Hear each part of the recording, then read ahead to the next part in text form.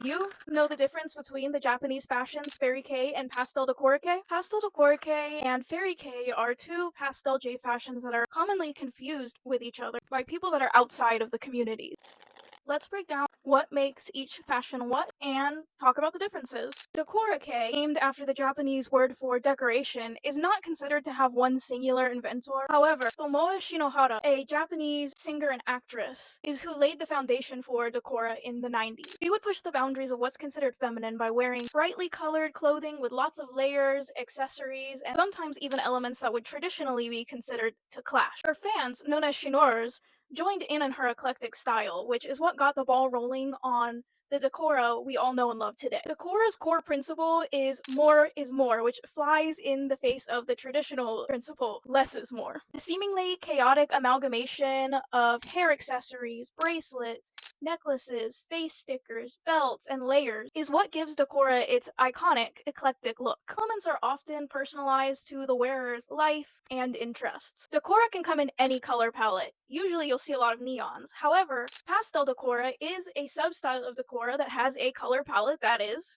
well, pastel. This pastel palette can range from muted to true to bright, and pops of even brighter colors are always acceptable. Decora does not have a specific silhouette, as it focuses more on motifs, the amount of accessories, and texture. Fairy Kei has somewhat nebulous origins, however, it first emerged in the early 2000s and is often attributed to Sayuri Tabuchi, aka Tabuchi, who is the owner of Spink. Tabuchi is not interested in taking credit for Fairy Kei, however, she is very welcoming of the Fairy Kei community and sells a lot of fairyable items in her store, Spink, which is mostly catered towards the fashion she does want credit for, which is Spank. The name is thought to be an homage to the pastel, floaty look, kind of like a fairy. Fairy Kei has a few key components that need to be balanced properly in order for your code to read as Fairy Kei. These are texture, silhouette, and detail. The most common encouraged silhouette is triangular with bottoms that are wider than the top, and wearing or appearing to wear many different layers and textures is common. Motifs are yumekawa, with general kawaii motifs being seen less often. Color palette is strictly pastel, with muted or bright pastels only being allowed in small amounts. Accessories can range from none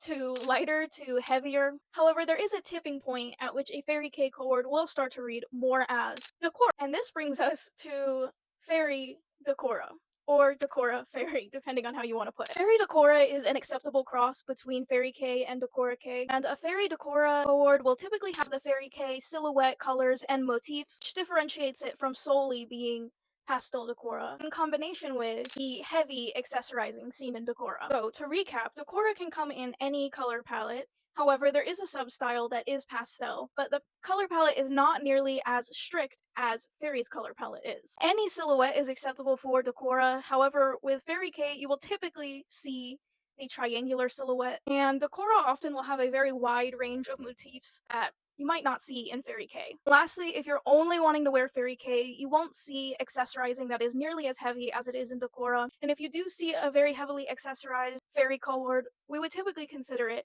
Fairy Decora because they're not mutually exclusive. Drop it down below if there are any other Japanese fashions that you would like for me to cover, or if there are any other J fashions that you would like for me to explain the difference between. Now that you've gone through this crash course, let me know.